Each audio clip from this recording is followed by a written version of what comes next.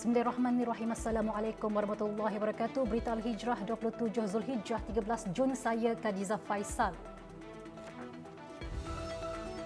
Penempatan haram Rohingya di Sungai Tekali dirobohkan. Kemelut Rohingya, sampai bila negara transit pikul beban sendirian.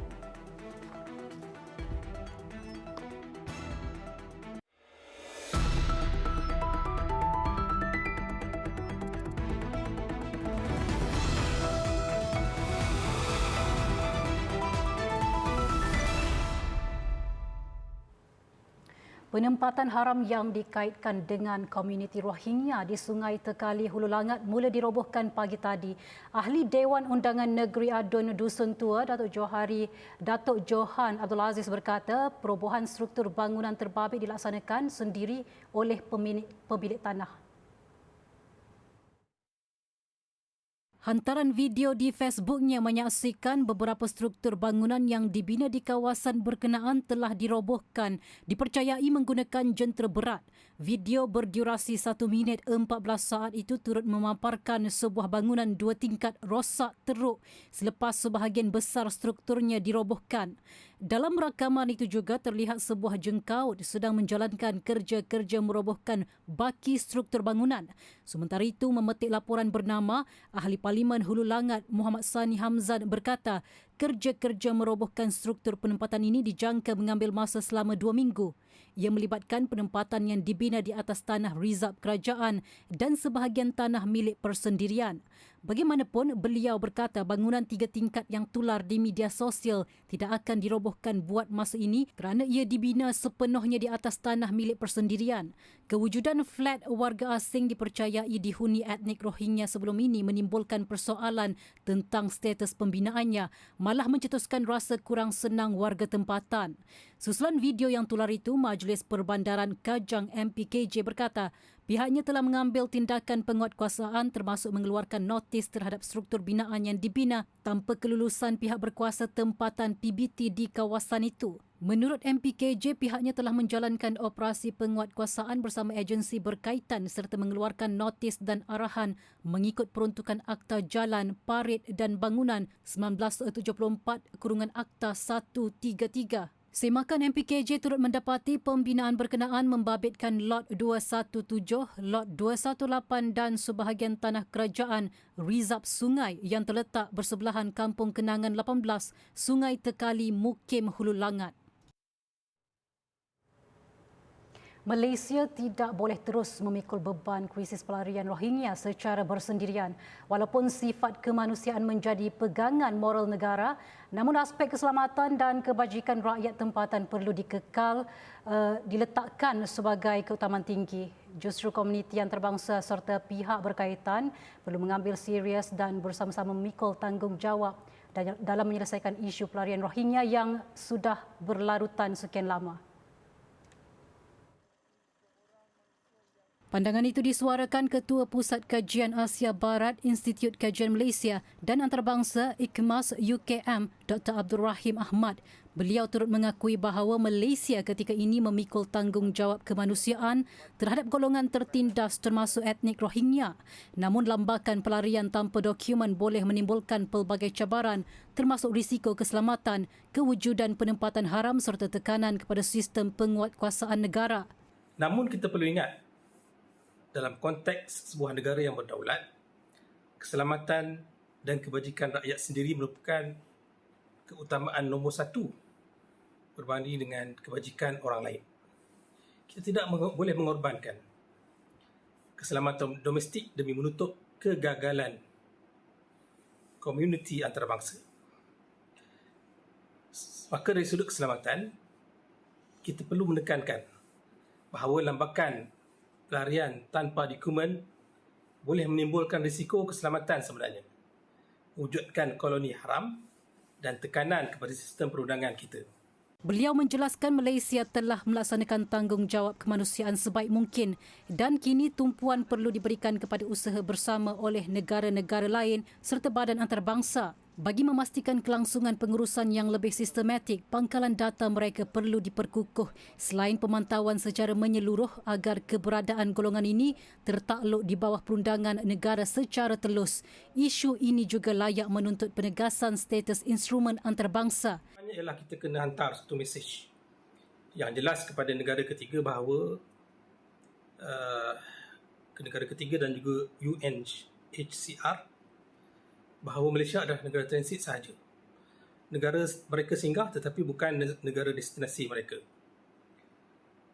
Dari segi keselamatan kita ialah merupakan satu keperluan yang mendesak untuk kita nyatakan kepada pihak yang ingin menerima mereka bahawa kita bukanlah tempat mereka bermustautin, apatah lagi membina flat sebagaimana yang berlaku baru-baru ini, ataupun tempat mereka ingin mencari makan tetapi mereka hanya singgah sementara. Sewajarnya, negara-negara ketiga dan badan dunia seperti UNHCR meningkatkan usaha penempatan semula secara konsisten bagi memastikan nasib pelarian ditangani dengan adil tanpa membiarkan tanggungjawab itu terus tersandar pada kebaikan negara-negara transit semata-mata. Sementara itu, Menteri Dalam Negeri Datuk Seri Saifuddin Nasution Ismail mendedahkan bahawa angka pengeluaran kad pelarian oleh UNHCR jauh lebih besar berbanding jumlah individu yang berjaya dihantar keluar. Kadar penempatan ke negara ketiga yang terlalu rendah bagi pelarian termasuk Rohingya turut menjadi punca golongan itu kekal berada di negara transit dalam tempoh yang lama. Akibat daripada ketidakseimbangan itu, Malaysia kini terpaksa berdepan dengan isu tersebut, termasuk etnik Rohingya yang terpaksa hidup bersama masyarakat setempat sementara menunggu giliran penempatan yang tidak menentu. Jelas beliau, UNHCR tertakluk kepada dua tugas hakiki iaitu mendaftar pelarian dan mencari negara ketiga. Namun kadar penempatan ke negara ketiga yang terlalu rendah menjadi punca kepada lambakan pelarian. Menyentuh mengenai peningkatan suhu kempen dan desakan netizen di media sosial yang mahukan tindakan tegas diambil terhadap golongan itu, beliau berkata masyarakat mempunyai hak untuk bercakap kerana isu ini memberi kesan langsung kepada aspek ekonomi, keselamatan dan sosial negara. Bagi menangani implikasi keselamatan ekoran situasi tersebut, kerajaan kini sedang melaksanakan proses pengumpulan data tersendiri dan tidak lagi bergantung sepenuhnya kepada data UNHCR. Menerusi data tersebut, tindakan penguatkuasaan boleh diambil sekiranya berlaku sebarang pelanggaran undang-undang negara oleh golongan ini. Pendedahan berhubung isu buli melibatkan murid tahun 6 di Perlis telah dirujuk kepada pihak berkuasa. Menteri Pendidikan Fadlina Siddiq berkata pihaknya sedang menjalankan siasatan dalaman berhubung perkara itu malah tidak akan berkompromi terhadap sebarang perbuatan buli di sekolah. Semalam, Berita Al-Hijrah melaporkan tentang seorang murid berusia 12 tahun yang mengalami kecederaan serius dipercayai akibat perbuatan buli. Murid tahun 6 itu dilapor terjatuh ke lantai selepas kerusinya ditarik oleh seorang rakan perempuan. Mangsa juga disahkan berdepan gangguan stres pasca trauma PTSD. Kita masih dalam siasatan kes itu dan kita telah pun rujuk kepada pihak berkuasa. Jadi saya ambil kesempatan juga untuk ingatkan sekali lagi bahawa kita tidak kompromi dalam soal buli dan tindakan tegas akan diambil kepada mana-mana pihak yang kita dapati terlibat dalam kes itu. Jadi siasatan sedang kita laksanakan. Kita juga mesti pastikan maknanya dakwaan-dakwaan itu disokong dengan siasatan yang telus dan penuh integriti dan sebahagian besarnya telah pun berada di bawah pihak otoriti dan kita juga di KPM menjalankan siasatan kita secara dalaman. Sementara itu, beliau turut mengingatkan pentadbir sekolah, Jabatan Pendidikan Negeri JPN serta pejabat pendidikan daerah PPD di seluruh negara supaya mengambil tindakan segera sekiranya menerima aduan berkaitan gangguan seksual melibatkan pelajar sekolah dan tidak hanya menunggu sehingga kes berkenaan tular di media sosial. Ia susulan kes seorang guru lelaki yang dikaitkan dakwaan salah laku seksual terhadap pelajar berusia 16 tahun sehingga hamil di sebuah sekolah di Lawas, Sarawak. Terdahulu, Fadlina yang juga ahli Parlimen Nibong Tebal hadir menyempurnakan majlis penyerahan surat kelulusan pembinaan bangunan baharu Sekolah Jenis Kebangsaan Cina SJKC Heng Yi di Georgetown. Selepas ini, vape dalam tumbler jangan sampai terjebak dadah.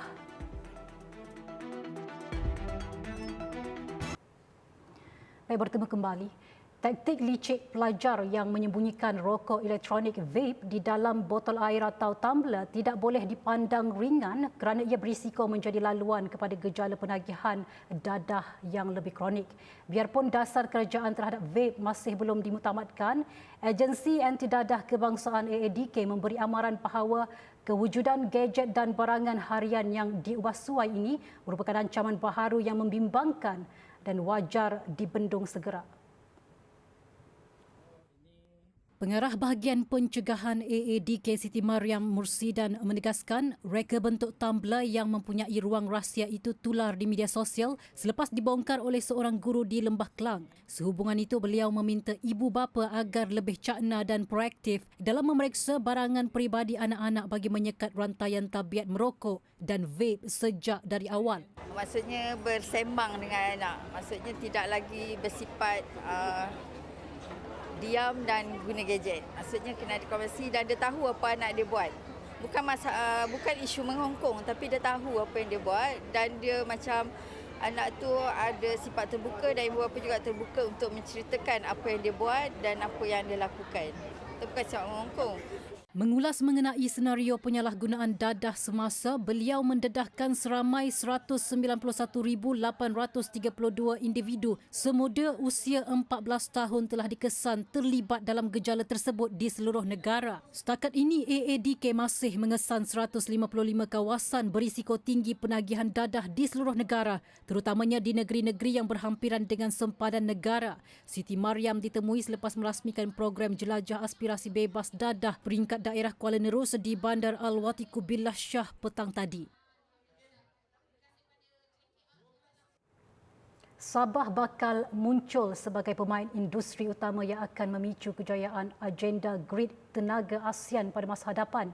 Perdana Menteri Datuk Seri Anwar Ibrahim berkata, kedudukan geografi serta unjuran kekuatan tenaga baharu di negeri itu akan membolehkan Sabah menyalurkan bekalan elektrik ke Kalimantan Indonesia serta wilayah selatan Filipina sekaligus memperkukuh keterjaminan tenaga serantau. Menerusi perancangan strategik blok serantau itu, rangkaian bekalan elektrik tidak lagi hanya tertumpu kepada pasaran domestik semata-mata, sebaliknya melangkaui sempadan negara jiran. Fasa berikutnya, dari Sarawak, undersea cable, dasar laut, sampai Semenanjung, sampai Singapura. Dan kemudian, dengan kekuatan tenaga Sabah, grid itu sambung ke Sabah dari Sarawak dan bekalan dari Sabah itu untuk masuk ke Kalimantan dan sampai ke selatan Filipina. Beliau berkata demikian ketika meluncurkan projek Sabah Southern Madani Link di Dewan Persatuan Kebudayaan Lundayeh di Sipitang, Sabah. Projek berimpak tinggi bernilai RM765 juta itu dibiayai sepenuhnya Kerajaan Persekutuan. Ia bukan sahaja meningkatkan kebolehpercayaan bekalan elektrik di Sabah, malah dijangka memberi manfaat besar kepada rakyat menerusi kemudahan asas yang lebih baik, bekalan tenaga stabil serta daya tarikan lebih kukuh kepada pelabur.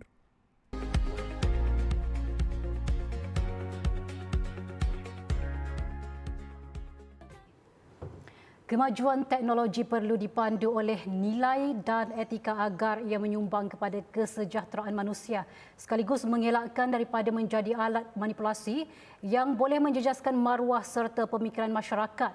Timbalan Perdana Menteri Datuk Seri Ahmad Zahid Hamidi berkata, prinsip maqasid syariah sewajarnya dijadikan kompas dalam mendepani kepesatan teknologi.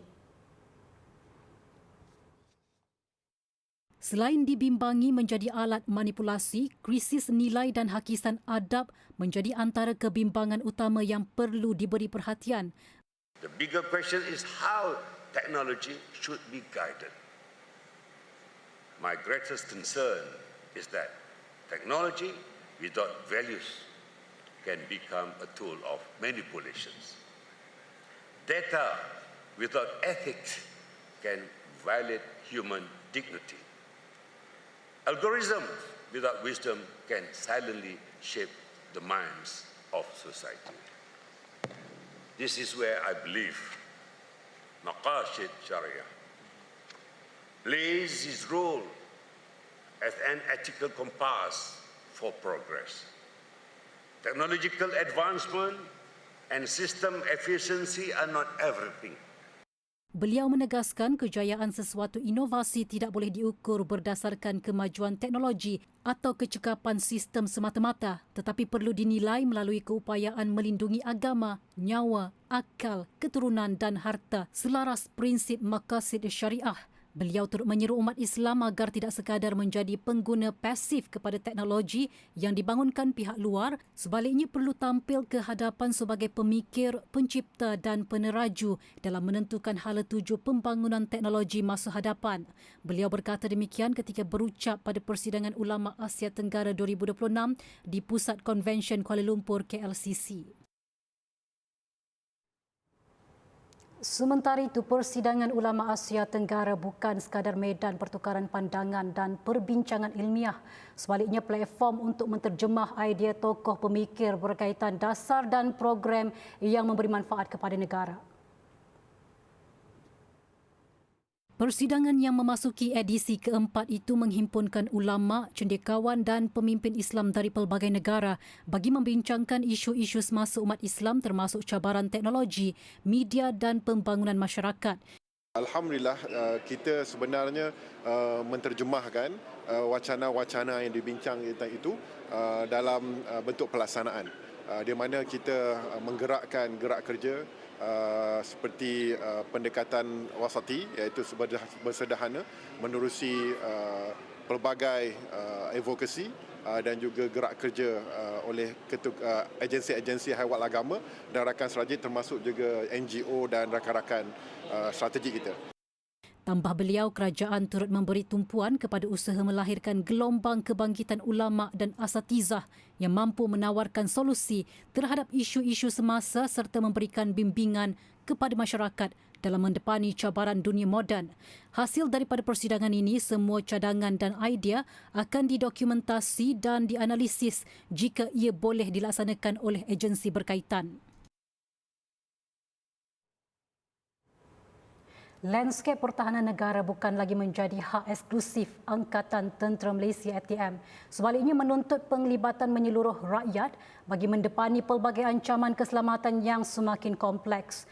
Menteri Pertahanan Datuk Seri Muhammad Khalid Nordin menegaskan ancaman terhadap kedaulatan tanah air tidak lagi terhad kepada bentuk fizikal semata-mata, malah telah beralih kepada ancaman hibrid, cyber serta peperangan kognitif. Jelas beliau, kedudukan Malaysia di kawasan strategik termasuk Laut Cina Selatan yang menjadi kawasan tuntutan bertindih serta persaingan kuasa besar dunia menuntut kesiapsiagaan menyeluruh negara. Kawasan Laut Cina Selatan sebagai satu kawasan adu kuasa antara kuasa-kuasa besar, dan kemudian kita juga ada ancaman-ancaman keselamatan seperti perdagangan manusia, penyelundupan dan sebagainya di sempadan kita dan di perairan-perairan kita, ancaman daripada Sulu. Jadi tak boleh diserah semua kepada Angkatan Tentera. Rakyat boleh mainkan peranan penting. Antaranya sifat patriotismenya, soal dia mendukung kerjasama perpaduan dalam negara. Dia tidak terpengaruh dengan hasutan, dengan berita palsu, dengan persepsi. Beliau berkata demikian pada sidang media selepas merasmikan program Jiwa Murni Madani Kementerian Pertahanan di Sekolah Kebangsaan Johor Kampung Johor Lama, Kota Tinggi, Johor. Mengulas berhubung penempatan pasukan pengaman ke Lubnan, mandat misi pasukan interim PBB UNIFIL itu dijadualkan tamat hujung tahun ini.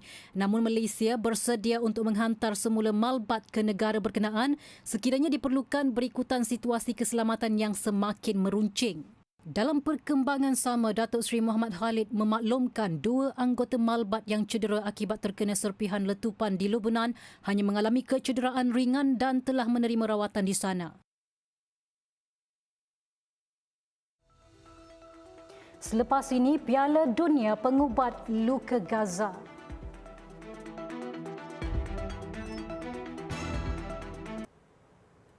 Bertemu kembali kita ke perkembangan luar negara. Tiada lagi rumah untuk berteduh, jauh sekali skrin besar untuk bersorak. Di dalam kemah pelarian yang serba daif, penduduk Gaza menghimpunkan sisa kegembiraan yang berbaki bersesak dalam gelap malam demi mencari sekelumit sinar Piala Dunia. Sekurang-kurangnya mereka lupa sejenak duka perang yang mencengkam kehidupan mereka bertahun-tahun. Suasana di Kem Al-Zawaida disirami cahaya samar-samar dari skrin televisyen kecil yang memaparkan aksi bola sepak Piala Dunia. Bagi jutaan penonton di seluruh dunia, kejohanan 4 tahun sekali ini ibarat pesta kegembiraan. Namun di bumi Gaza, bola sepak menjadi antara pengubat luka trauma dan kesakitan akibat perang. نستطيع قدر المستطاع أنه نعيش أجواء العالم مع الكرة التي يعشقها الكبير والصغير. ولكن للأسف الشديد نحن في ظل حرب مستمرة مستعرة حصار خانق وشديد. Sementara itu, menurut jurulatih bola sepak Muhammad Salama, genosid yang bermula pada 2023 memusnahkan semua infrastruktur sukan dan kelab dan tiada lagi stadium atau peralatan sukan yang tersisa di semenanjung Gaza. Malah tiada satu pun pintu sempadan yang membolehkan rakyat Palestin untuk menyertai Piala Dunia. فنحن نريد فرصا لأن ينطلق شباب فلسطين ومنتخب فلسطين إلى المشاركات الدولية كي نستطيع أن نشاهدهم ونحتفي معهم. Biarpun stadium yang dulunya gah bertukar menjadi padang jarak padang terkukur, semangat bola sepak di Gaza membuktikan bahawa perbuatan zalim rejim Zionis Israel sama sekali tidak meradapkan harapan mereka. Di sebalik sekatan bekalan dan kemusnahan infrastruktur, rakyat Palestin terus bertahan demi kelangsungan hidup. Ketika ini, bekalan bahan mentah langsung tidak dapat memasuki Gaza, namun mereka tampil kreatif dengan mengumpul sisa plastik daripada rumah yang musnah untuk mencipta sesuatu yang bermanfaat, antaranya penghasilan paip air. Sisa plastik yang dikumpul akan dihantar ke bengkel kitar semula untuk diasingkan mengikut jenis sebelum dihantar ke kilang pembuatan bagi menghasilkan paip air, peralatan pertanian serta komponen elektrik. إنه ما فيش موارد خام بتمرق عنا، فيش الحصار والحرب والهذا أثرت فينا كثير. تمام؟ والبلاستيك هذا بنحاول يعني نعمل إعادة تدويره، بس فيش إمكانيات قوية برضه عندنا، إمكانيات ضعيفة، الزيوت، السولار، العمال، هذا كله ما فيش إمكانيات للواحد يعمل، بس إحنا رغم هيك بنعمل يعني بنصنع. Walaupun inovasi ini memberikan sinar harapan, namun bekalan elektrik yang tidak stabil, kekurangan bahan api diesel serta kekurangan tenaga kerja menghadkan kapasiti pengeluaran mereka. من لا شيء صنعنا كل شيء. صنعنا خط إنتاج خراطيم مياه بيخدم النازحين في خيامهم للمخيمات بوصلهم المياه. طبعا هذا الخط بيتم جمع البلاستيك له والمواد الخام من المباني المدمرة والدور المدمرة في داخل قطاع غزة، بنجمعها وبنفرزها وبنصنع منها اللي هو خراطيم المياه اللي بتخدم الناس. Walaupun hanya bahan kitar semula, namun paip ini amat berjasa buat pelarian-pelarian di kemah untuk mendapatkan bekalan air. Ketegangan antara Washington dan Tehran memasuki detik paling kritikal apabila perang yang berlarutan di Asia Barat dijangka berakhir tidak lama lagi. Walaupun Donald Trump mengeluarkan kenyataan seperti kurang waras di media sosial, Tehran tetap optimis bahawa perjanjian damai ini akan dimuktamadkan dalam masa terdekat. Menteri Luar Iran Abbas Araghchi mengesahkan bahawa rundingan damai dengan Amerika Syarikat berada pada tahap paling hampir untuk berjaya. Beliau meminta semua pihak agar tidak terperangkap dengan kabar angin mengenai isi kandungan perjanjian itu sehingga ia diumumkan secara rasmi. Menurutnya lagi, perjanjian baru ini akan mengubah cara pengurusan di Selat Hormuz bagi menjamin keselamatan laluan minyak dunia. Namun suasana menjadi sedikit tegang apabila Presiden AS Donald Trump menuduh Iran menyebarkan maklumat palsu kepada media. Trump menyifatkan Iran sebagai golongan yang sukar untuk dibawa berbincang, terutamanya selepas berlaku serangan drone ke atas kapal dagang di Selat Hormuz baru-baru ini.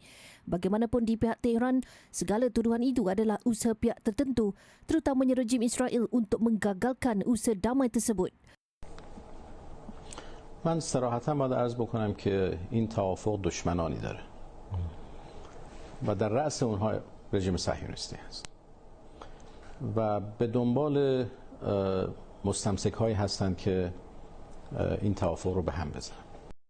Arakchi berkata perjanjian berkenaan akan ditandatangani secara digital dalam masa beberapa hari lagi sekaligus memberi harapan baharu kepada keamanan di Timur Tengah.